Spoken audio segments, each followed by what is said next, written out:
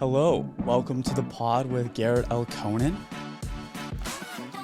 this is where I interview local entrepreneurs and solopreneurs ranging from business founders and entrepreneurs to creatives and artists to peel back the curtain on their success and their stories so that hopefully we can extract some tools, tips, and tactics that they use to become successful. And through that, I hope to inspire you, the audience, as well as hopefully give you some tangible things you can apply to your personal or professional life so that you can grow and live the life of your dreams. Hello, everyone. Welcome to the pod with Garrett Elkonen. Excited to be speaking with our guest, Grayson Blake, here today. Thank you for having me, man. This is sweet. Absolutely. Looking forward to the conversation. Grayson is the owner of Collegiate Sports Connections, a sports firm that partners with athletes where his passion for mentorship, financial literacy, and leadership allows him to help college athletes throughout their demanding schedule of being a D1 athlete. He created one of the first NIL deals in the nation with the University of Texas, then expanded to other Power 5 schools. He recently launched his podcast, Now It's Legal, a play off the acronym NIL, a little over 6 months ago. And for those unaware of what NIL stands for, it is name, image, likeness, which describes the means through which college athletes are allowed to receive financial compensation. Before NIL was created in 2021, it was illegal for college athletes to get paid, hence the name of this podcast. So we're going to explore how college athletes make money, deal making, and podcasting, since we're both very new to this. So Grayson, welcome to the pod. Dude, feels good, man. Thanks for having me. Of course. Yes, looking forward to this. So, you also just launched a podcast. So how's that going? Man, I'm blessed. I'm absolutely thrilled with the amount of guests that have wanted to come on and the people that I've reached out to that are willing and open to share their story and eventually, work out a deal with me. That's exciting. Yeah, I feel the exact same way. I mean, just the viewers have been super appreciative of the podcast, but as well as people just want to help out. They want to come on the podcast. They want to share their knowledge, and it's just exciting and a great way to connect with people and have wonderful conversations. That's it, man. It's so I'm just going to dive into it. The reason why I started my podcast was because when I was doing deals in the beginning, 2021 and on, I was waiting on journalism, and that was my ignorance. No journalism is coming. I had to create my own, and I was connecting with all these great athletes, all these cool people, all these entrepreneurs. I was like, man, let's talk about it. I would have these great conversations on the phone, and I was like, man, I wish somebody could hear this. So I totally resonate. Yes, podcasting it's continuing to explode. It's a great way for people to hear the full story, and you do kind of a little long form, just like myself. So you really get a broad view, and you really get to dive deep into someone's career and so forth. So we'll definitely dive deeper into podcasting and all that we're up to in that realm. But before we get into that, entrepreneurship, when was the first time when you were a child that you had that entrepreneurial itch? Man, okay, so I used to sell candy at school, and that really started in like 6th, 7th grade. I would package like 15 Haribo gummy bears, and then I would put like a little bit of Kool-Aid and a little bit of water and shake it up. Like I was trying to create my own product, not just resell it. And that lasted for about a year and some change, and then I found out what no soliciting means at school. So that really taught me a thing or two about scaling, supply and demand, and I learned my first supply and demand when people were like, man, I really want this licorice or chocolate. But the thing that I learned, I bought a bunch of chocolates in 7th grade. And they all melted in my backpack. Talk about locked capital. No one's going to buy melted chocolate. And so I had to eat that. And I learned my first time about, okay, yes, you got to give what the customer wants, but then you got to think about everything that happens before that. So that was pretty eye-opening for me. And and eventually, once the people on campus were like, you can't do that, I moved into sneakers and reselling sneakers before StockX and GOAT and Kixify and all those things started up. Yeah. And that's when kind of you really started to formulate a larger business. And tell me a little bit more about that. So 8th grade, I got sent to boarding school. St. Marcus Academy is about South Austin. I was in a dorm. I'm not at home anymore. I come home about 3 times a year, and that really kind of popped my bubble. I was born and raised in Fort Worth, kindergarten through 7th grade, just growing up in a private school environment. It can only kind of limit you. And I made all these great connections, and I've always really loved sneakers growing up. Like, who really doesn't like a fresh pair of sneakers? Come on, man. So I started, I got on a Facebook group, and through that, I was seeing trends, right? And then I was like, I need to create my own Facebook group. So I created my own Facebook group, got really connected, and really kind of picked people's brains who had been in the reselling business for a long time. And this is before StockX, GOAT, and all the other platforms that willingly and will give you the information. They'll show you market trends. We had none of that. You had to create your own, basically. Yeah. Find the research, and you're doing the market research yourself. Yeah, and you're making connections and everything. And on Facebook, you don't know that I'm 14 years old selling you $400 pair of sneakers or $300 or whatever the number is. And so that was able to kind of, talk to these grown men with grown man money and kind of really push myself into that space. That's interesting. Yeah, the brand speaks for you, and that's all they see. That's the outward facing part of it. So you just had to kind of, make sure the brand was up to par, and then you can handle the rest and make the money. Yeah, I mean, the brand's always going to be up to par. If you're selling Nikes, it's pretty easy to sell Nikes. They pretty much sell themselves. You are the guy, the middleman to go to. And I'm going to speak on a point. So before all this information was out, you used to be able to sell shoes up north and down south for different prices. There really wasn't a flat rate for everything like it is now. I could sell a pair of Jordans or a pair of whatever up north or in California for different prices. There was price gouging. There was all different types of things because nobody could really tell you what they go for. They could only tell you what they go for in the local market. And if you're able to get outside your state, which I was super inclined to do so, I was able to really kind of just hustle, man. And I ended up doing that until my senior year in high school. That's amazing. Yeah. So how'd you find that insight? I found the insight just from learning, man. I did horrible deals. I got scammed. I got absolutely, had great sales, bad sales, and all that was like a learning opportunity. And shout out to my boy Eric Park. He owns a shop in LA, and he started Band LA Facebook group. And I was really able to. I copied his moves. He didn't know that, but I was copying his moves because he would say, "Oh, I'm selling this. I'm buying this." What? If you're gonna, he's doing at like 100 per pair. I'm maybe doing like 10 to 15, maybe more. And so, obviously his margins are a bit higher, but if I'm following those moves, I'm on to the next. Yeah. So what did you learn about yourself during that experience? Obviously, you're in high school, and most kids, every other kid is probably just going to school, learning in the classroom, playing a little sports. And meanwhile, you're growing this business, you're learning on the side, you're really, learning on the job basically, and learning about the world and communicating with people that are much older than you and making these deals.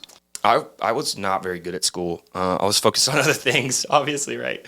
I learned that you either have it or you don't. You're a people person or you're not. Me being I'm super extrovert. I'm willing to just go out and get it, and that's just how I've always been my whole life. I grew up in music and musicals and plays and singing, and I just kind of always had a knack for the microphone and just wanting to kind of go out there and get it. And so being that personality is equally as important as being the seller and, working with customers that are like 10 times older than you. It's what it felt like at 15 and 16, and when you move into different margins, you're dealing with a different client base. People who buy $100 to $200 to $300 sneakers, completely different clientele base who's buying like $800 to $1,000 sneakers. You're dealing with the big guys at that point. You're dealing with millionaires, people who just got it. So, Well, not being good at school is pretty, debilitating when everyone's competing in school, but yet you're playing this other game and you're winning at it. That must have given you a ton of confidence that you kind of ride that high and take that into the next steps, which, besides those kind of businesses, anything else you want to talk about your childhood or growing up that kind of made you the Grayson you are today? being myself, and it's burned me being myself, but it's also created what I have now, and I wouldn't change it for the world. But I'm not one of those guys that say, I have no regrets. I definitely do. Is there one lesson you learned that you want to share with us? I could tell you about a horrible sneaker deal on Easter. It wasn't even a big deal. It was about 3 figures, not even $1,000, and I got a gun pulled on me. And on Easter, right? And I'll never forget that experience. And my parents were like, shut it down. You're not doing this anymore. You're a freshman in high school. You're not doing this. And I said, I'll be more careful, but I got to keep going. I got to keep going, man. So. Good for you. You just get back up and learn some lessons and keep going. I was shook, though, for sure. That will definitely shake up a ninth grader. Got it. So then you moved into starting, or I guess we could talk about starting Collegiate Sports Connections. Is that what it is? Yeah. So in college, I sold. So my senior year, I sold all my inventory, walked out with a lump sum of cash. Checked my Instagram. I had like the highest revenue rate at the event, SneakerCon 2016. Appreciate you. And I was able to chill. I chilled in college. I didn't do anything. I was just being a college student. I went to Ole Miss for 2 years. And then in 2020, I transferred back, working healthcare, still working healthcare. But then 2020 came, right? And then that's when the NIL was breaking. But to kind of sum it up, when I transferred back from boarding school, I went to All Saints Episcopal. And that was a football school. And our class is like the most D1 players in All Saints history, right? And so I'm not really cool with these guys. They just know who I am, and they know that I'm only there for 2 years. And I was able to kind of build those relationships and see them go off and really accomplish their dreams in a D1 level. So when NIL is starting to pick up steam, did you kind of know like, I can be an early adopter and there's something here? Or talk me through Grayson's head. He chilled in college. He started to make these connections. He still got that entrepreneurial bug inside him that's probably itching to come out with something. So yeah, take me inside Grayson's head there. So I really was able to hone in on my ability. I'm a God-fearing man. I believe I'm a vessel. I'm a pillar. And I was really able to come into my own when one of my buddies who tore his ACL allowed me to go on a trip to Destin, Florida, right? And I didn't know what I was going into. All he said, everything's paid for. You just need a flight. Done. So I walk in, and it's a majority of the University of Texas football team, right? And I don't know anything about college football. I'm not even watching college sports at this point. And they're like, oh, what's up, dude? Are you friends of Max? What sport do you play? None. I didn't play sports barely in high school. I definitely didn't play in college. And so that was the entrance of me meeting all of these wonderful athletes in a completely different space. They're just vacationing and they're on their spring break.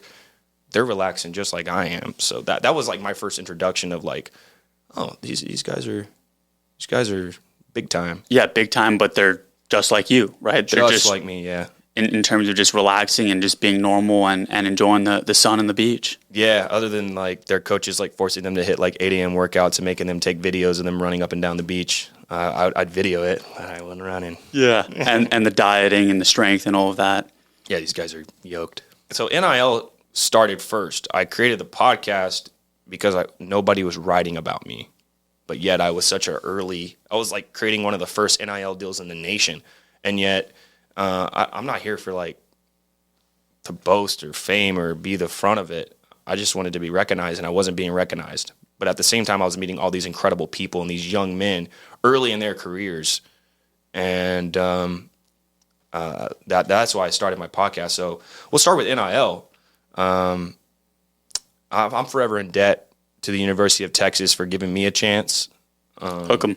Yeah, hook 'em, man. I never thought I'd be saying that. If you told me that 5 years ago, I'd be like, no way.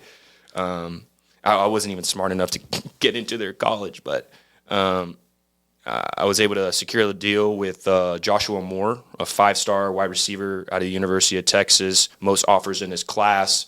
And that's a guy that I met in Destin, Florida on that spring break trip, and he really gave me a chance to market, brand, and create collaboration deals. And I was the first NIL deal at the University of Texas, and we collaborated with Champion.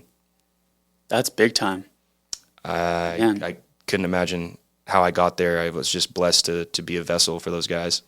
Most definitely. Well, I think that, yes, it would have been great for people to be writing about you, but I bet it would be great for people to be writing about NIL in general. You know, I feel that I don't know very much about the early days, but I feel people were still kind of maybe figuring things out. And so they were seeing where the industry would land, how colleges would be reacting. But it seems like it was a great opportunity for you to come in kind of on the ground floor and make some relationships, create some relationships, and work with that and work with UT. Yeah, no, it's like what a blessing. Even the conversation has changed.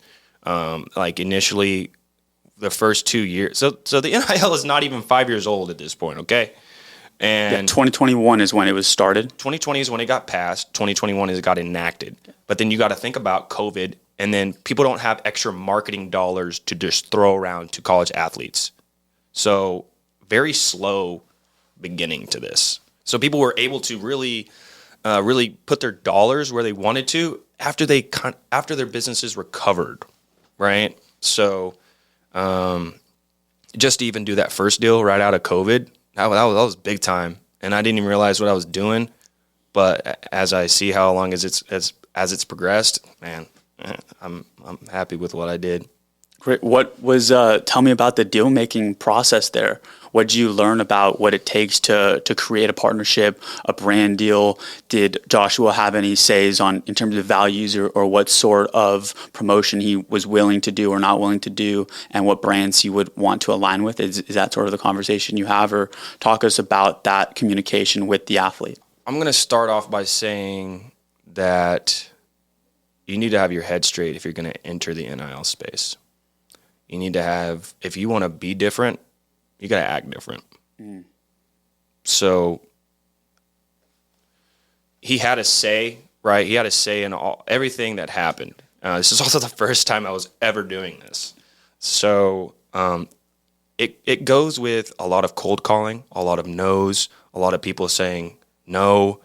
And the conversation was, as I was educating people what the NIL was. I'm like, name, image, likeness, where college athlete gets paid and they get endorsed. You can endorse them. And they're like, no, that's illegal. We're not going to get in trouble. And then I'm like, you're kind of like educating like these big businesses on what's really happening in college sports. And then you're also trying to persuade them to create a deal. So you're like hump after hump after hump. And then you're finally there. Also, in 2021, I was 22 years old. So now you got to trust this 22-year-old. Right? So there's difficulties, and it's not for everybody, So how did you feel that you were the right one to take this on, and what gave you that drive to say, I will be the one that will execute this deal. I know I can get there.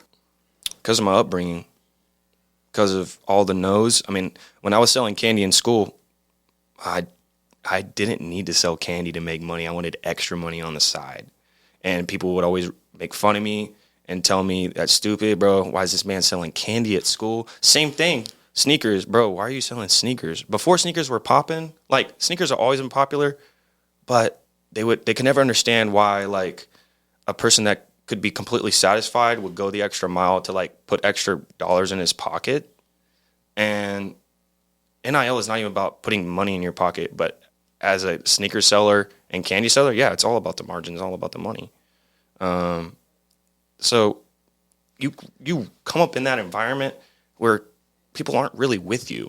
I think that the fear of rejection is one of the top fears that people have, and being able to overcome that during your childhood, during your education, and kind of have that mindset of I'm not fearful of rejection. I'll pick up the phone a million times and get no's all the time, waiting for that one yes.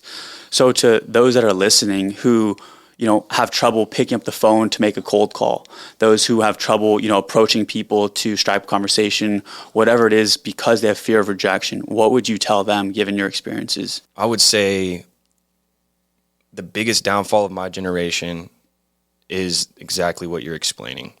It's, it's just not my destiny. They don't like me. I shouldn't be here. It should just come so easy. And that's so far from it. Take a chance on you. Taking a risk is not guaranteed win. Taking a risk is taking a risk on you. And just because you've heard no 10 times, I mean, everybody's seen that image where the guy's mining for diamonds and he turns around right when the diamonds are right in front of him. Come on, man. You think Champion is the first person I reached out to? No. I was reaching out to smaller brands. I was reaching out to local markets, and they all said no. So I just started calling and calling and calling. Nike, Champion, Adidas, Aloe, Lululemon. But guess what? All of those seemed unattainable at the time. Completely unobtainable. But I landed it with Champion. Here I am. Let's rock. Let's go. Champion? Are you kidding me? I was dreaming so small with the companies that I started in the beginning, and look what God gave me. Look what fell into my lap. Look where I'm doing now. Like, I'm creating one of the first NIL deals with a 5-star wide receiver, the most offers in his class. Nobody could have told me that 2 years ago. Nobody. Not even my family, not even people that supported and loved me, because they don't know they only see what the product is here now. And if you're expecting recognition right out of the gate, you're tripping. I'm sorry, you are not in the right space. And another tidbit. Shout out to Mike Williams. He went to Stanford and then transferred to SMU for a master's. He gave me a piece of advice that I've always stuck with me, man. He says, if you sell houses, you're a real estate agent. You sell stocks, you're a stockbroker. If you're a really great football player, you might go pro. It's so subjective. Drafting is so subjective. And that's everybody's end goal, right? To go pro. No one's end goal is to be an accountant for a big firm, right? Like, their dream is right there. And so if you're an athlete, and you've been working your tail off your entire lifetime for that. Absolutely. Yeah. I think a lot of people, when they get rejected, they have a story in their head. I'm not good enough, or they start to validate that rejection in their head. Mm-hmm. Maybe that's right, maybe that's wrong. I love your opinion on that. And then how did you change the story in your head so you would overcome and say, okay, maybe this small local brand said no because of XYZ, but what the heck? Maybe let's just go bigger and let's try that. And how do you go to bed, with the self-talk in your head saying, I'm going to wake up, I'm going to keep pounding the pavement and get 10, 15, 100 more calls and keep working it? Say the average person is lazy. And then when you think average person, think even lower and think lazier. So I went to bed plenty of nights super upset about what had happened that day. I'll give you a reason why the local markets turn down most NIL deals is because they're not capital friendly, right? Mom and pop shops aren't just like loaded, right? That's a good point. Those good big corps, they have money to spend and things of that nature. So that's the main reason why. And here's the thing. You can't be afraid of a deal that's not going to give you equity. You can't be afraid of a deal that's not going to give you the whole world. Like, the world is your oyster. You make of it. My father has a great quote. My father's a very intelligent man. He says, the world can be your oyster, or it can be a Vienna sausage on a toothpick. And that's so true for me, man. That's great. You go to Destin, and that kind of was an inflection point, it seemed, in your life. And this relatable time with these athletes. And then tell me more about, you not only want to help them secure NIL deals, but your interest is in helping them through college and their demanding schedule and all of the additional skills that are needed to accomplish that. Can you elaborate on that and how that came to be? Yeah, so it's really not all about NIL as what it may seem. So whenever I partnered with the University of Texas, I fought for financial literacy entering the school, right? You guys want to be the powerhouse of NIL? Great. Now you're going to have a huge NIL program, and these guys are going to get all this money and not know how to spend it and blow it, and you're going to get a bunch of crazy TMZ stories. No. Find a way to put financial literacy into their curriculum. And, I stood in front of a board and with a big whiteboard, and I said, you've got to do this. And then, they puff up their jackets and they say, well, if you went to school here, you would know that not all the degrees have financial literacy or accounting. And I said, okay, we'll make it a part of their curriculum. If you want to be a NIL school, a forefront, a vessel, a pioneer in NIL, you're going to have to educate these kids. You're going to get a bunch of horror stories. And they all were like, oh, ooh, yeah, okay. And so now financial literacy is part of a curriculum that they take at Texas. So That's amazing. Leading the way, so good for them and good for you for educating them on how important that is to the brand. Yeah, and other schools have adopted this same, curriculum. I'm sorry, you don't get to take your bowling class this year or your PE class or I call them basket weaving courses, which don't actually help you in your life. Yeah, a bunch of fillers. Underwater basket weaving, Come on, man. It's so frustrating. These degrees are getting more and more expensive. And I'll make another point here. I don't mean to really get you off your thing, man, but here is the value of a degree, right? It's going down. It's not going up. You have to double major and get masters to now be even competitive in your job market. And so anybody who's against the NIL, you're insane. Let's go talk about this athlete has 5 companies supporting him during his college career. He gets injured. He realizes it's not for him. Bam. They go hang up the cleats and they go work for the companies that endorsed him for 4 to 5 years. You tell me what's bad about that. I don't find nothing bad about that. So what's been the reception to the education programs, the additional skills, and just the athletes to you kind of saying, hey, let's partner up and let's make a deal happen and so forth. Let's work together. It's still very tricky. There's more and more firms being created. There's a lot of agents, in the space that, do or do not have the best interest at hand. So you're having to weed that out. But really, it's all about the connections that you're making. And it's, do you have a moral compass? Do you have ethics? And are you here for the right reason? And, I believe in putting in trust funds and bonds for these students. These students, they're literal students, guys. And that pay out over 5 to 10 years. All that guaranteed money is out the door. And I understand that. You can structure a deal that gives you X guaranteed money and then pays out the next for 5 to 6 years. Mom and dad are still happy. You still get to take care of family. But at the end of the day, when the game's over and you don't get drafted, you still got money coming in. Who's upset about that? They're upset about that for maybe while they're playing, man, I could have gotten 20,000. He only gave me 8,000 guaranteed. But I'm thinking ahead. I'm not thinking right now. I can't, I'm thinking about the greater interest of these athletes for sure, man. And that's important, and that's reputation too, because that will come around most definitely once those athletes realize the importance of the deal structure. Yeah, I mean, I've seen horrible deals being created that athletes have signed, man. I've also seen schools. So how schools pay their players is through collectives, which is what I like to call a sexy non-for-profit, right? Because the alumni back it and pay the athletes through this. It's nothing to do with the school. It's completely separate. It's a completely different LLC, right? And in the beginning of the NIL, and even still now, it's still the beginning, man. There's crazy collective deals that's lock in players and they bind them to the school and they don't even really get to they don't even really get to get deals from the outside in. deals are only able to happen within the realm of the school. Now, let's say Sprite wants to get you, or GameStop, or I don't know.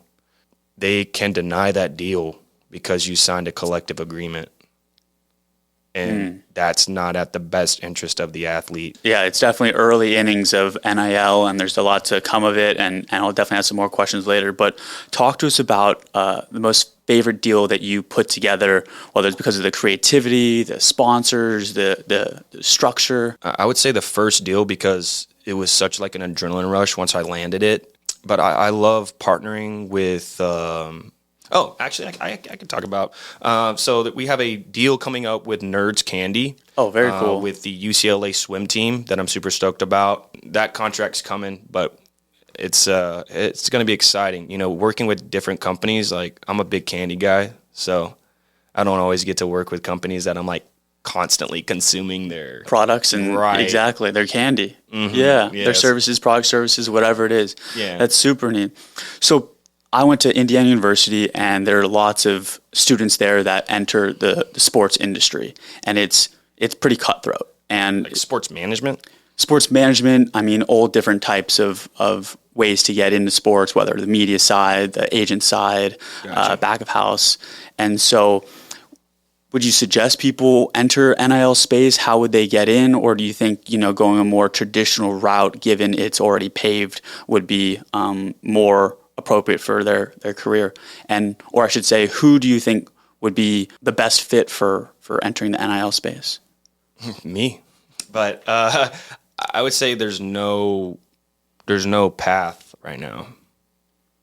When this industry is 10 years old, there'll be a path. There'll be regulations. There'll be, in 10 years, every skilled position in football and every starting five position in basketball, those are money-making sports, right? And baseball, it's soccer. But baseball, soccer, internationally, you got 16, 14, 13-year-olds getting drafted. So that's out the door. I'm talking basketball and football. That's like America's, That's where the money is. Right. Yes. Everybody will have, like, if you sign to Indiana, quarterback, wide receiver, running back, linebacker, cornerback, you're going to have X amount of dollars. You'll have these X amount of companies and everything like that. But right now, it's like, get it how you live, which is technically unfair. I would say unfair for the athletes, because if you were to look at their schedules, when do you have time to be your own agent? You don't. And then an agent can't come from the school, because then that's breaking the law. It has to come from outside the school. So you're dealing with, it's all about referral, and it's about making sure you're surrounding yourself with the right people. I've seen a lot of people get burned, and it's tragic. Yeah. And before we move on and get to podcasting, one other question and statement is, I've heard that NIL is a lot about money, and that's what a lot of people talk about. However, there's a very philanthropic side to NIL. Absolutely. And these collectives are also doing lots of promotion in the community. They're helping out through athletes participating in the community, giving back, donating their time and volunteering. Can you talk a little bit more about the philanthropic side of NIL and those collaborations? Yeah, absolutely. So what I can say is, from the beginning of that, is I take 0% right now. From any deal, I don't take a percent from the athlete. It's all about building that price. It's all about building your rapport, building that resume. So I don't take anything right now. I'm here for the long run. I'm not here to like make a quick buck. So anybody watching, I'm not here for a quick buck. But yes, there is a philanthropic side. Absolutely. I just did a podcast with Kyron Hudson, who is out of USC. He's a wide receiver, caught a couple touchdowns from Caleb Williams, the Heisman winner. And they, a month ago, they served the homeless down at Skid Row. And Skid Row in California is pretty, that's where homeless people gather. And it's very... it's a hit of reality. If you don't know what it is, like, Google it. It's very, very real. So yeah, you can sign a collective agreement and you have to do X amount of service hours. They can require that. And I think that's a great deal. And even before NIL, that was happening. Schools required service hours from their athletes, but now, you can bump up the hours. You can, Really incentivize that. yeah. Exactly. So podcasting. So how long you been in the game? What's the kind of the viewership or the following? Obviously, you're big on Instagram, and so we're growing. Everything's relative. And so talk a little bit about the podcasting and how that's going for you. It's going great, man. I'm learning so much. My schedule is packed like crazy. I'm still doing NIL, and then I'm doing this podcasting. But let me tell you this. None of this happens without my team. Anthony, Nick, Zach, you know who you are. They help me out with edits. They help me out with ideas. They help me, really, they kind of like are my big support force. And my family is too. But those are the guys that are my day-to-day. And I don't know where the heck I would be without them. I'm reaching out. I'm making all the connects and doing what I do. But I can't pull together a podcast that travels or put on such a premium production without these guys, man. Create a great team. And that's real life. That's business. Surround yourself with great people who support you, endorse you, and want to see the best for you. Challenge you, elevate you, all the above. Man, I had a call 2 days ago, and he was critiquing every single bit of the pod. Dude, quit saying quit. Hey, man, don't say this. Don't interrupt people. You need to ask better questions. And I'm like, I need that. I need that. I'm not going to be like, I'm upset you got. I'm not that guy. I'm very much like, you tell me, I'm going to fix it. Totally resonates with me. I'd send this podcast to people and say, hey, great if you could listen, but even better if you could give me some critical feedback so I can keep growing and making this better for the audience and for the guests, because they want to answer great questions. They want a great experience. They want to have their voice heard, and they want to promote themselves and keep the flow of conversation great. So you were just in California at USC? Yes, I was in California, and I was in California I was supposed to be only there for 3 days, ended up being there for 7. I was only supposed to shoot 2 podcasts, ended up shooting 7. That's amazing. Dude, what happened? I started meeting people. These episodes aren't out yet, but I was able to get Kyron Hudson, Williams. He's the 4th fastest USC track athlete of all time. I was able to meet the original owner, one of the co-owners of Supreme. He had an office in the original New York store in the basement. I got Eric Park. He's owner of Band LA, which I talked about in the beginning, sneaker and sales. He totally tells his story. It's incredible. Aislinn Walsh, she's a UCLA swimmer. She came from Ohio State and finished up at UCLA. I just did Deshaun Gotti. He's went to UNT for 3 years, transferred to Ole Miss. He was the number 1 returning cornerback in the SEC. And, there is so much lined up that I sometimes look at myself, I'm like, what's happening, That's incredible to see, and you're ahead of me, so I hope that I can continue this and be in that position. And it seemed that just about putting yourself out there. And I am a true believer of increase your surface area for luck. And this is a way to do that by putting out content, by chatting with people, traveling, being a friendly face, and just giving as well, and sharing your story. And people want to help you is what it seems like. Yeah. You said luck. I work too hard for luck, man. You increase your surface area for luck. Yeah. Yes. I'm not saying that was lucky for sure, but in order, you put in hard work to increase that surface area. Oh, for sure. And then luck happens because you put in the work to get those 2 podcasts. Yeah. But you had 5 additional ones that came about through making the investment to go out there and to make those interviews. Absolutely. That you put in the work for, but you got 5 more, and they happen to be some incredible guests. Right. They just happen to be incredible guests. I just feel like I put myself in a position where even if I'm there to like chill, I'm there to like vacation, and like my time is done, I'm always like going out shaking hands, and I'm like, yo, what's up? This is me. This is what I do. And people gravitate towards that. And owning a podcast, it's made me a better listener, like overall as a human being. Like I listen to people more now than I ever did, because obviously I like to yap my mouth. Yes, you have great energy and great vocals for sure. You definitely comfortable around a mic, which is great. Yeah. What's been one or a couple, insights or lessons you've learned through your conversations that surprised you with these guests that you've spoken with? No matter how big or small somebody is, they have a story that can resonate with you, and that it's not anything like what it seems. Like I've heard some crazy tragic stories about the highs and lows, and I deal with that all the time, the highs and lows, and things happening to me that I wish didn't. Whether it's family, whether it's, I've heard stories of addiction and people overcoming that. And the fact that people are willing to share that with me, people that like share their walk with Christ, or they feel like, they're spiritual, like the fact that they want to share that with me, man, who am I for my platform to really be a safe space for them, that they feel like I can talk about this with this guy, even though I don't know him tit for tat, They're sharing their stories with me and welcoming me and giving me their time. I don't deserve that, man.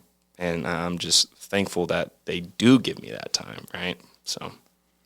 And props to you for creating that space for them to be vulnerable and share their story and with the audience, and you provide that listening ear to listen to them and have that platform for them to share. Absolutely, man. It's what it's all about. It's what it's all about. Conversation is great, but if you can if you can record it and calculate it, bam. Yeah, and share wonderful stories and insights, and hopefully helping other people with whether it's inspiration, which I'm definitely trying to do, inspire people a little bit, and then as well as tangible takeaways, because people want to keep improving. I believe, people want to progress, and that keeps them hopeful in life. And so having these small little tangible takeaways, tools, tips, and tactics to help them grow, whether it's personally or professionally, is a way to give back, and hopefully people will enjoy that. Yeah, absolutely. It's what it's all about, man. It's about the people. It's not about yourself. The moment it becomes about you, probably going to go downhill. And I can kind of be behind these people and kind of just like put them on a pedestal, and then I'm just in the background like, let's go, and that's way more fulfilling than, being a face of something. Where do you see now it's legal in 3 years? I believe now it's legal. NIL will have its own network. Whether it's my network or I partner with a network, I definitely feel like it's going that way. NIL is going to take a huge % of market share in college sports. It's $1 billion industry. So with that type of money being backed, and the difference with college sports is that you have people that graduated from there, have put their money there and their time. Professional sports, I don't graduate from Cowboys University. I don't graduate from Eagles University. It's just like a fandom. But when you have curriculum, and then you have people who are investing, and then you have degrees that are just crazy expensive, you already are attracting people who feel almost obligated to put their time and their eyes on something that revolves around that. So, and usually people who come from universities are usually smart individuals, and what do smart individuals do? They create businesses. What do businesses do? They create money. What does money do? Bam, NIL. And to tack on to that, I think that was wonderful, that's also the next generation. And to help inspire and lead the next generation, provide them with resources, provide them with some fun, with a great winning program, especially when you have some tie to it, is a great experience overall. Absolutely, yeah. Just, it's not about me, it's about them. And that's I think that's why I've been so successful in my endeavors. For someone starting or thinking about starting a podcast, what have you learned, whether it's about the editing process, whether it's about the cold outreach, whether it's about interviewing? We can definitely expand upon this, but I think all three of those you can add some lessons learned and insights. advice would I give somebody who wants to start a podcast? Yes, let's start with that. Your idea is small, and it'll become bigger than what you can imagine it will be. So if you think small, that's okay. Just go. Just do it. You know, all the what ifs, what if I did this? Well, you don't know if you don't do it. So anybody who wants to start doing anything, whether it's a podcast, a business, or singing, or acting, or dancing, or anything, just do it. Is this a Nike ad? You gotta put that first step forward and take that risk. And failure is like the best thing that can happen to you, because then you either got to learn from it, or you're gonna just go and cry in your bed. And I think that's why I've been so adamant about the success. I've taken big L's, man, huge L's that nobody wants to talk about. Man, huge L's, and I'm gonna keep going, man. And speaking to that, it sounds like maybe you had some vision for NIL. So talk about what that initial vision was, and you're like, yeah, I'm going to start this podcast and get these athletes on or whatever, and then how it's evolved. So when I started NIL, I said, I'm only going to work with college athletes. Now I'm working with the pros, and I was like, I'll never work with a pro. You know, I'm only going to work with college athletes. That's going to be my niche. And then pro firms started reaching out. Pro players started reaching out. People that I know made it to the next level. And I'm like, well, I was completely wrong. And I'm happy that I was wrong. It's okay to be wrong. Being wrong is awesome, because that means you're full of knowledge now. You're full of experience. Especially if you can learn from it and adapt and admit that you were wrong and say, this is a better path to go.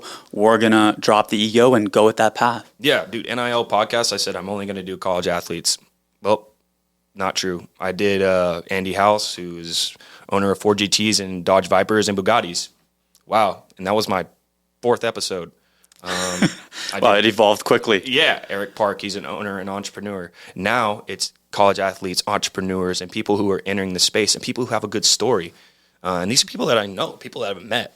So, you know, it's bigger than what you can imagine. Just take the damn step forward. That's so important, because if you don't do it, then you don't know what's going to happen, man. I think that's tremendous advice. I mean, come on. Like the way you started yours, I'm sure like that first episode, you're like, I'm going to pass out. I remember my first episode. Was definitely nervous. And yeah, the questions were back to back to back. And then you obviously get a little bit more loose and it flows, even with a friend that I was interviewing. Yeah. I think interviewing friends are harder than interviewing like somebody you don't know. That's a good point. Yeah. And I also thought it was an interview, which now I'm more thinking of, it's just a conversation and I'm the one that's asking most of the questions. Yeah. So I think that frame of mind has helped me make it the flow better and make the conversation better and keep it going. Yep. Yes. So then being young and asking some kind of more prestigious athletes that are pretty famous potentially, or business owners, talk to me about the cold outreach. And do you have a process for that? Talk to me about how you reach them. So how's my outreach, right?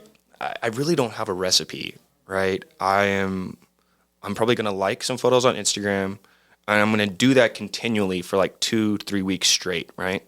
And they're on their phones, just like you and I, and they see that.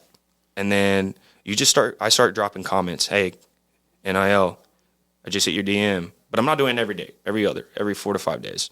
And you're just adamant. And guess what? If I were to show you my DMs right now, there's so many times where I get left on scene. Congratulations, move on. And I've had people come back 4 or 5 months from now. Oh, hey man, just now seeing this. Okay, that's not true, but I'm glad you're responding. There's no recipe. You need to be yourself. If you're feeling like, oh, I'm outside of my skin, uncomfortable situations is how you grow. Pressure makes diamonds. Pressure is the end all be all. When pressure comes your way. Can you repeat that again? Because I am 100% on board with those statements. Yeah, pressure makes diamonds, and Uncomfortable environments. uncomfortable environments is going to create you. It's going to create your reality. If you're comfortable every single time you talk to somebody, hey, would you sign me up? Because I can tell you a story right now. But because you don't have to problem solve. When it's the same environment, you're just doing the same routine, the same repetition. But when you're in a different environment, you need to adapt. In order to adapt, you need to problem solve. You need to think critically. You need to think differently. The talk in your head needs to change. And I'm all aboard. Dallas is the 6th city that I've lived in for longer than 3 months. And each city I grow, I learn. Most of the cities, I don't really know many people, and it's really helped me become myself and who I am and grow, I think, a little bit faster. Yeah, absolutely. It's going to speed up that process for sure. You know, failure is going to like change your literal DNA almost. Like you're like, okay, well, I learned that. I'm not going to do that again. Or you can say, I'm not going to change my approach. I'm going to attack it the same different way, but to a different person or a different, if you feel like you got some game, just because you don't work the first time and the second time or the third time doesn't mean it doesn't work. Like, just because I post on a Monday and it flopped for 3 weeks straight, that 4th Monday, oh, I now have 10,000 views or 500,000. Like, come on, man. There's no, yeah, definitely. I can remember the first time. Not the first time. I was on the phone with Clutch Sports, and if you know, that's like LeBron James, Rich Paul. I was on the phone with one of their agents, and I had a literal panic attack while talking to them. Like I felt my throat closing up, like I couldn't speak. I was like, like I couldn't even speak. They were asking me questions, and they were like, "Hello, hello," and I was like on mute, trying not to literally die. And I was like, "I have to call you back.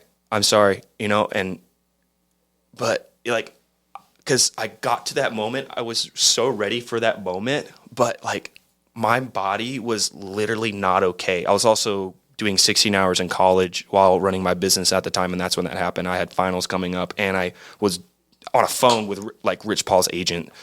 But, you think you psyched yourself out for the call and you kind of just put it on a pedestal? What do you think happened during that instance? No, man, I was ready for the phone call. Like that had never really happened to me.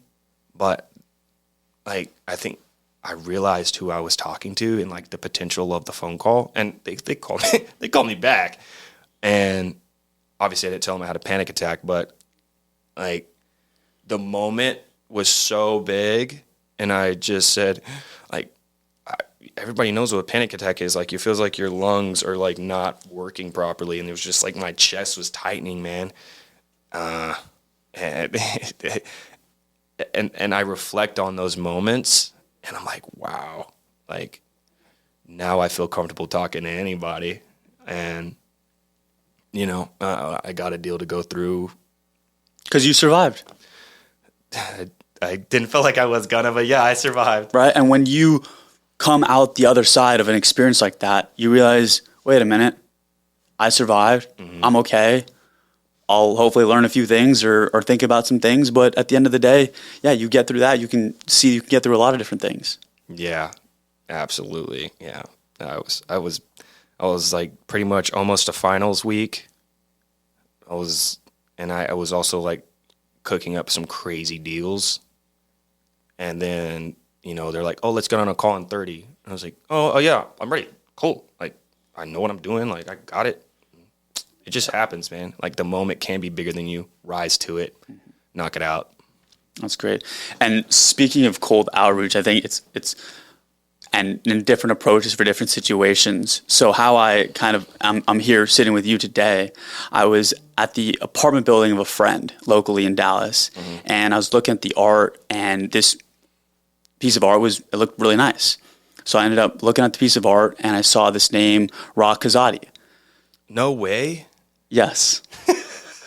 So obviously I looked up, okay, who is this artist? And so Rock Kazadi is a former SMU football player who is now a local artist and doing well for himself. And so I looked him up and I saw a short form piece of content that he was on a podcast. So I wanted to learn some more about Ra, and the interviewer and the podcast was none other than Grayson Blake right here. That was my first episode, man. That was your first episode. Yeah. So then I obviously looked up Grayson and saw on LinkedIn that he was connected to a friend of mine, Justin, who I just recently interviewed. And I said, well, one of the best ways to get to a yes is to have a warm introduction. So after I spoke with Justin and said, hey, do you know this guy named Grayson? And now we're sitting here. He reached out, made the connection. And so, yeah, so it's been kind of full circle. But like you said, it's very individual. You got to get creative. And, yeah, that's how we're here. Yeah, I'm absolutely blown away by that story, bro. I didn't even know that. That's insane, dude. Shout out Rakazadi, man. One of the most talented young men. Dude is a mind.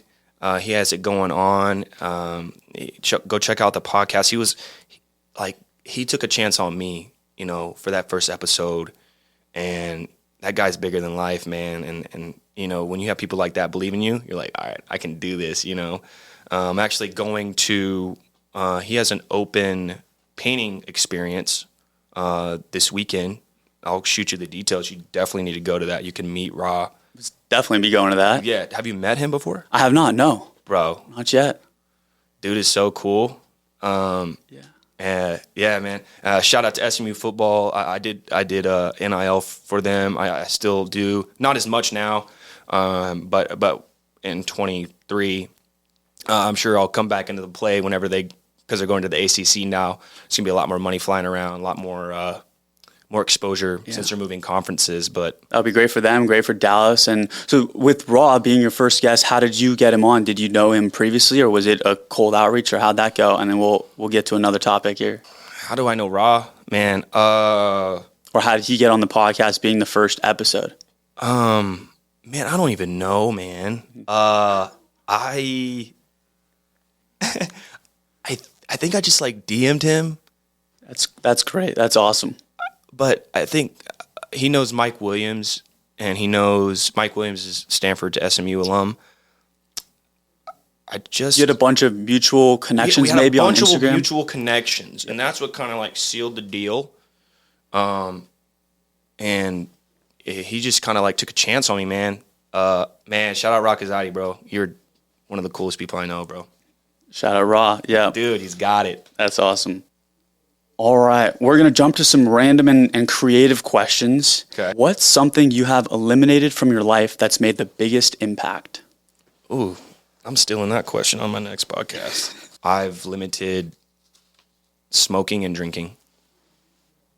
Yeah, I took that out of my life, and it's made me more focused than anything. It really puts my head on straight. So shout out to that, man. I'm going to kind of double click into that. So the social culture now, and it's been for a while, revolves around drinking and smoking a lot of the time.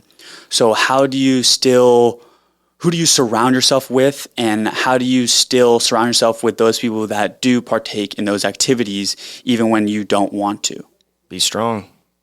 You did it for a reason, didn't you?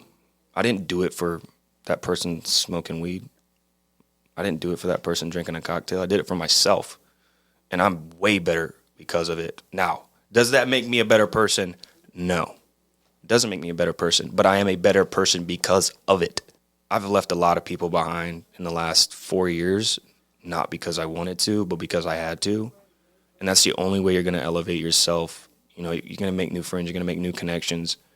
And anybody who is there to get mad at you for stopping something like drinking or smoking, congratulations, you just expedited that horrible process of letting someone go. What's your X factor? Break that down for me, man. What's your differentiator? You're competing. My edge? Your edge. It's a question I ask. My edge is I'm a man of God. I'm a vessel. It's bigger than I am. And I use my personality, and I use my want and my moral, ethical compass, and I let it take over. It's not for everybody. If I'm for everybody, count me out. Count me out of that. I do not want to be a part of that. If I'm for everybody on the table, no, man. I'm here for people. I'm going to find my place. I'm going to find that niche. People are going to love me for me. Done. End of story, period. So be you and don't try to conform to somebody else. You try to be something for somebody else, man, you're going to self-destruct. I've seen people do it. They try to be something they're not, and then they can't keep it up. And so then they just, yeah. Most definitely. And I can feel the authentic energy from here. I mean, from the get-go when I met you and our conversations. So staying true to yourself, people can feel that. They feel the energy, and that's spot on. Yeah, they know what's real and they know what's not. And if they don't, you can't keep up an act for 2 weeks, a month. You can't. I can't fake jack shit. Can I curse? I don't know. Yeah. I'm not gonna fake it, man, because I've done that before. When I was a young kid, I tried to like fake it, and then I couldn't keep it up, and I just became someone who I didn't even want to be. I'm like, God bless, I'm in the wrong spot. Mm-hmm. Oh, also in childhood, that can definitely happen to a lot of people. So believe it or not, man, I barely had any friends in like middle school and pretty much in high school until like junior, senior year when I transferred. Like, I really struggled to make friends, man. I really struggled. I didn't have anybody. And, you know, that made me who I am now because I just stayed true. And then I tried to, like, alter myself, and nobody liked that. And I just stayed true to me. So, you know, it's not always what you, like, the product you see now in me is nowhere near what I was 6 years ago, longer ago than that, man. So that resonates with me on the entire thing. Yeah, growing up, it was about, being with the family versus hanging out with many friends, and didn't have too many friends. I was in boarding school, so I didn't have my family. I was alone, bro. Oh, man. Yeah. And look at you now. I still keep my circle small, man. But I'm so happy to meet the people that I do. And I feel like every person that I meet is based on intention. It's not like, oh, it's just the way it's supposed to be. No, because if it was the way it's supposed to be, I would just be twiddling my thumbs, chilling. Yeah. No effort. You're definitely on the right path, and it's only up from here. Hey, man, I appreciate that. Yes. Feels good to be here. For the audience looking to boost their well-being, what's your go-to life hack or daily ritual that keeps you on top of your game? Bam, I got you. Let's hear it. So I meditate and I pray. That seems super maybe cliche, but like that take 15 minutes and just in your day, usually in the morning for me. You find your time. I'm not you. In the morning, I take that 15 minutes and I'm quiet. And I turn on like chill music, not like literally no lyrics at all. And I'm literally like manifesting and thinking about what I want to do. And I'm also thanking God and praising God for all that is to come and has come. You don't have to be religious to do this. I promise the amount of mental peace that you will have through meditating and basically manifesting and thinking about it all the time. I swear to you, it'll happen. It sounds weird, but think a little bit outside the box, and it will literally happen. It will literally happen. That's been the biggest, and I only started doing that about 3.5-4 months ago, man. And you've already seen results. Yeah, I've always been a big manifester, like manifesting my future and kind of like trying to push it into fruition. But like I've intentionally done it, and I also like always in the forefront of my mind, I'm always like thinking about what I want to happen. I need it to happen. I won't go away. I'm not going away. This thought, not going away, dude. And February 29th, I'm doing an interview with Fred VanVleet's agent. And I've been thinking about that for months. And I connected with him last month. I just push, thinking about it. Bam, He hits me today and confirmed. He hit me today and confirmed about it. You know, it's possible, but it's not for everybody. It's not for everybody. Lots of risk involved. And just because you think about it doesn't mean it's going to happen. So move on when the shit doesn't happen. We could have a whole other podcast on this. Yeah, I'm a big into manifestation. Yeah, it's literally like a cheat code. It's wonderful. It is literally a cheat code. I know a lot of people are not into the religious space, and they get kind of pushed away from that because of people who had hurt them, who have been religious. But I can tell you, you can tap into some different things, man. And I'm a big believer in that. You don't need a pastor to tell you this. I'm telling you right now. Yeah, and then whether it's praying, whether it's manifesting, whether it's positive affirmations, incantations, or visualization. Yeah. Picture yourself in 5 years. Where are you at? Think of the 5 senses. Think about the details, because those details, that allows your mind to think through it. And the thing about your mind is your mind doesn't know the difference between perception and reality. Mm-mm. So you just speak it into existence because it does not know the difference. Yeah. It doesn't know the difference. And like, I challenge anybody who's watching this podcast, sit alone quietly with like soft music for 15 minutes for 2 weeks straight.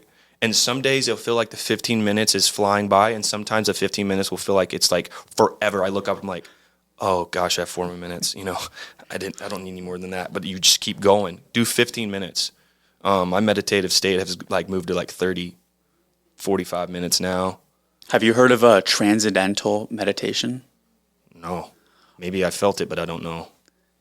So this is what I do, transcendental meditation, and it has changed my life. And I started actually in January of 2020. I did it for a few months. COVID hit, kind of got me out of my rhythm. And then I picked it up again. And I had friends telling me, Garrett, well, you have changed. Something's going on with you in a positive way, your energy. And since then, I've maintained a consistent practice. But what I love about it is it's so easy.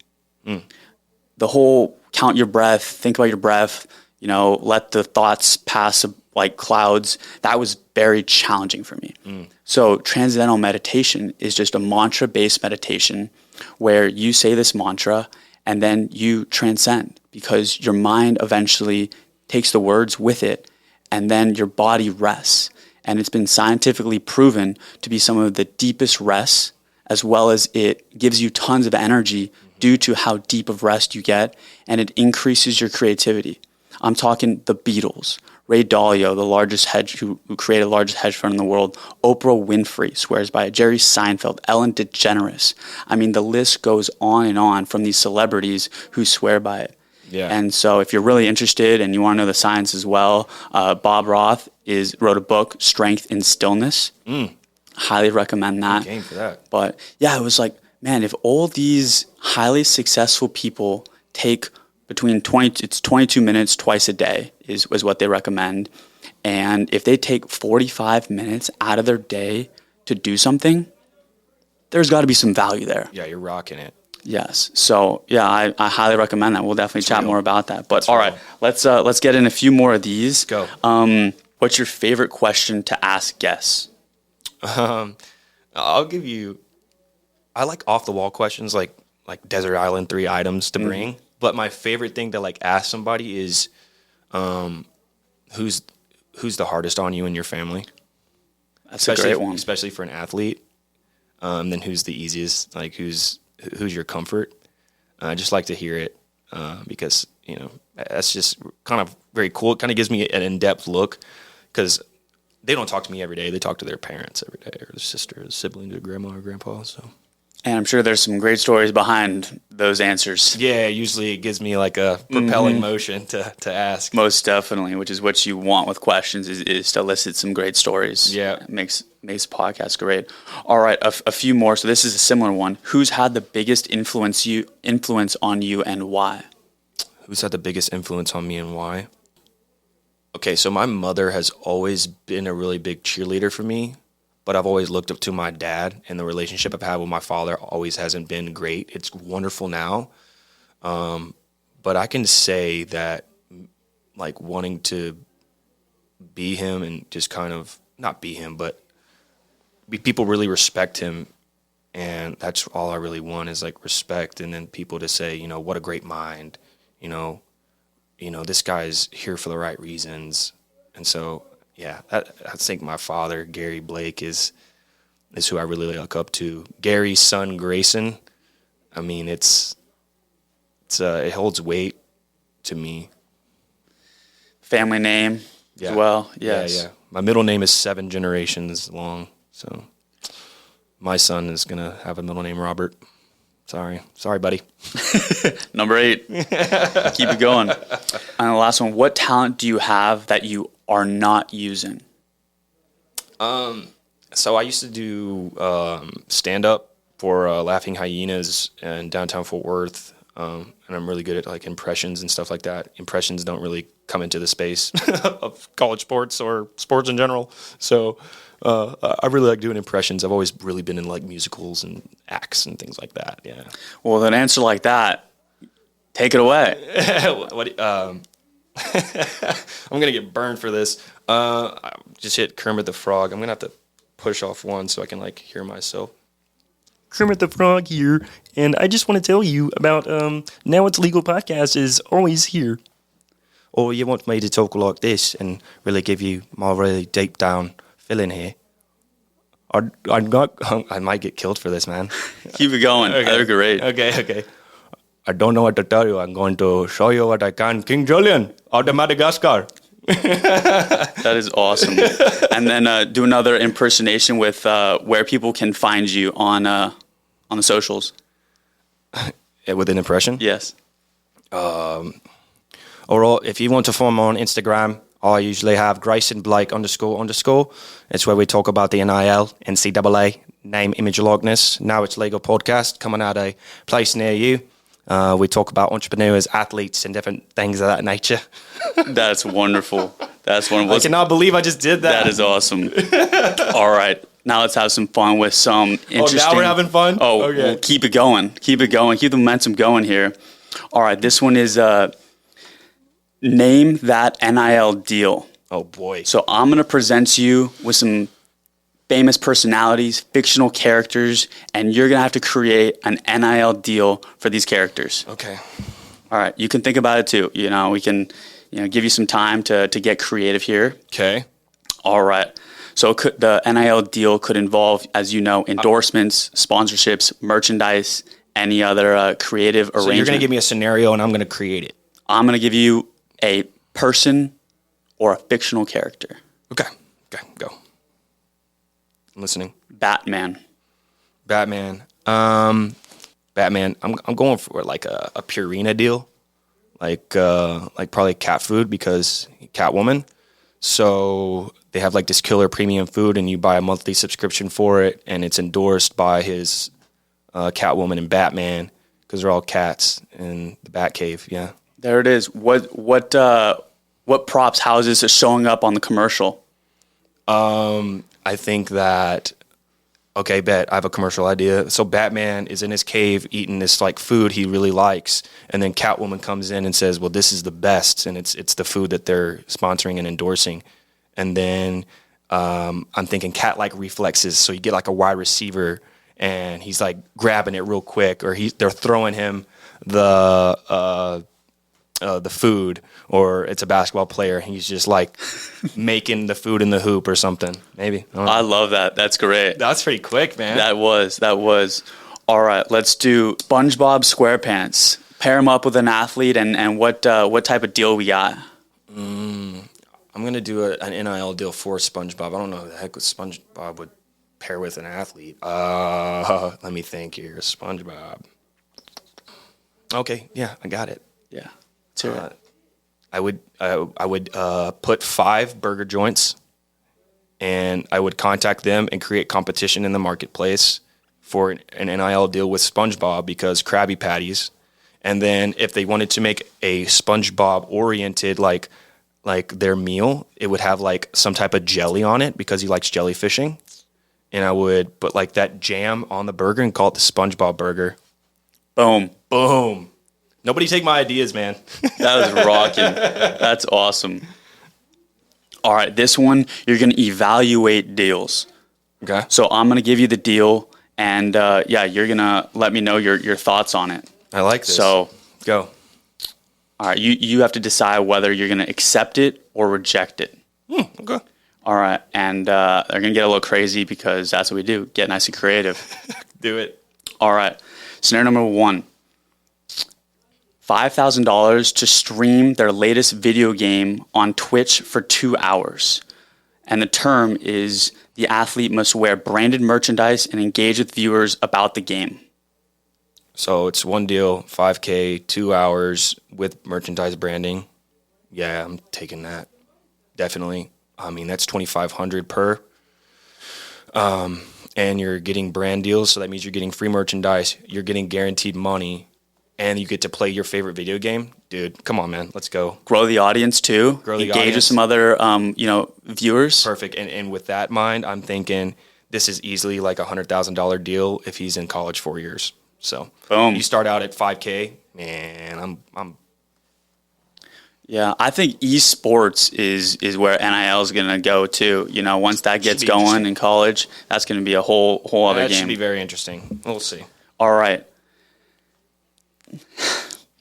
This one, we got the brand is a unicorn-themed cafe. $5,000 to be the official spokesperson for their Sparkle Latte campaign. The athlete must wear a unicorn onesie in all promotional materials and host a weekly Magical Mondays live stream. Deal or no deal? How much? There's no money involved? $5,000. No. We might have to negotiate. I don't know any athlete that would take that, but I could depends on what type of tier, because there's different tiers of athletes. But man, it's hard to even get an athlete to post on social media. So damn near we're at unicorn onesie. But weekly, that locker room. Think about that locker room after that. That might be a little tough, man. Nah, I'm gonna say no on this one. Yeah. It's gonna get it crazier. So yeah, shout out ChatGPT. You're helping me out on this. You know, I wish I could come up with these creative gifts here, scenarios. Pet food brand, $2,000 to create a TikTok dance with a dog using their product, but they must reach a minimum of 10,000 views. Can they do it, and would they want to do it? Yeah, take it. Easy. Done. Alien-themed ice cream parlor, $3,000 to create an out-of-this-world TikTok dance using their galactic gelato as props. What they must do is wear the alien costume and incorporate synchronized spoon twirling into the routine. No, I can't even think of an athlete that would take that. Nope. I agree with that. We got the superhero costume rental shop, unlimited access to their collection of superhero costumes in exchange for starring in their Heroes Among Us advertising campaign. Is this local? Is this a local deal? Of course, yes. Okay. Promoting the local, hero shop. Costume shop? Exactly. Boy. So you must pose heroically in front of some city landmarks and save a damsel in distress, staged for a promotional photo shoot. I feel like I could pull that together. You might need a equity stake to make that happen, but possibly a lot of athletes want joint ventures. They want an NIL deal, but they also want to be a part of a company. So, and a lot of people don't want to give up percents of equity, but with a deal like that, you might have to do some equity, man. Yeah, especially because all that's coming with it is unlimited access to their collection of superhero costumes. So that's tough. And a skit, I mean, you're taking hours of their day. That is like very limited. So I always got to think of that too. The pre-game dress, I mean, you come out with a superhero, you have some equity in the company, man, that's skyrocketing that brand. Yeah. I think that's valuable. Yeah, that's smart. Tech startup, equity stake in the company in exchange for becoming a brand ambassador. They must show up to the office or Zoom call every month to give a hype speech in a costume and post shorts of the speech on their social media. I think you could get everything but posting on their social media. So posting on social media for like a premium athlete is very expensive. But if you have tech money, you might got it. So you might have to include that in the deal. But I think I would take that. I've actually heard deals like that where they have to like hype up a corporation and give like a speech. Yeah, I've done deals like that. Interesting. Yeah, I mean, that makes sense. You got to boost the morale and some inspiration would help. All it is a contract obligation. That's it. Time travel agency. Free round-trip time travel adventures in exchange for becoming the face of their Journey Through the Ages campaign. You must dress in period-appropriate attire and share epic tales of historical escapades on social media. That's a mouthful. All this dressing up, man, it's going to be difficult to get these athletes in, like, costume, man.